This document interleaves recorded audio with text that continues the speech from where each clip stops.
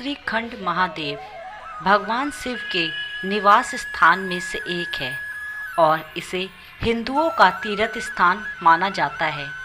श्रीखंड महादेव भारत के राज्य हिमाचल प्रदेश में स्थित है।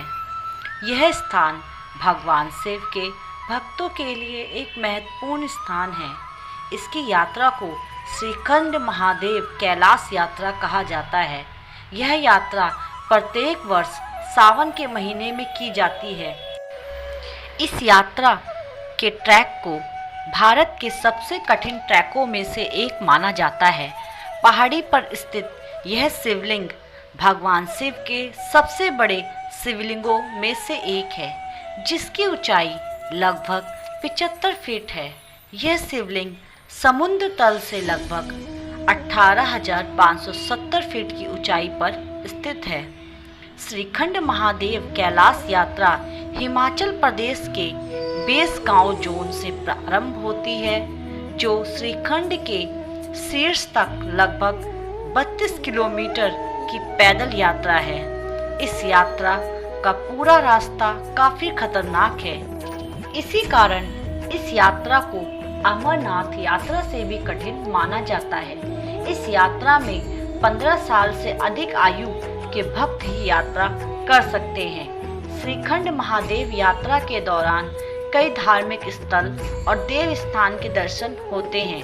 श्रीखंड महादेव के दर्शन से पूर्व 50 किलोमीटर पहले ही माता पार्वती, भगवान गणेश, स्वामी कार्तिक की प्रतिमाएं भी स्थापित हैं। वहीं रास्ते में प्राकृतिक शिव गुफा, निर्मंड में 7 मंदिर, जावो में माता पार्वती सहित 9 देवियां, परशुराम मंदिर, दक्षिणेश्वर महादेव, हनुमान मंदिर, अरसू, सिंघाड़, जोतकाली, ढंग द्वार, बकासुर वध, ढंक द्वार वह कुशांसा आदि धार्मिक स्थल हैं। श्रीखंड महादेव कैलाश कथा इस प्रकार है।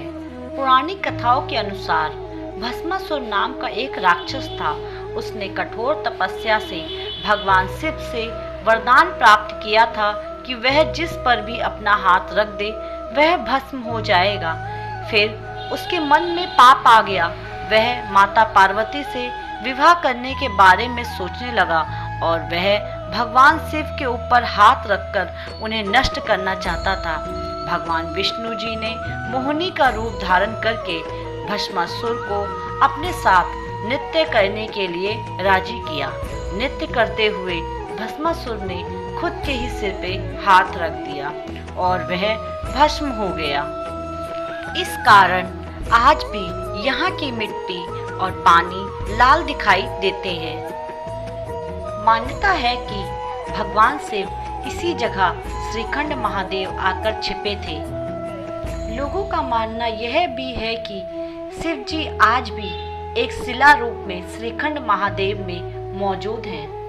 श्रीखंड महादेव की यात्रा जौन से यात्रा शुरू होती है और 3 किलोमीटर चलने के बाद सिंगाड़ा पहुंचते हैं। यहाँ पहला बेस कैंप है, जहाँ तीर्थयात्रियों के लिए भोजन और अन्य सेवाएं उपलब्ध कराई जाती हैं।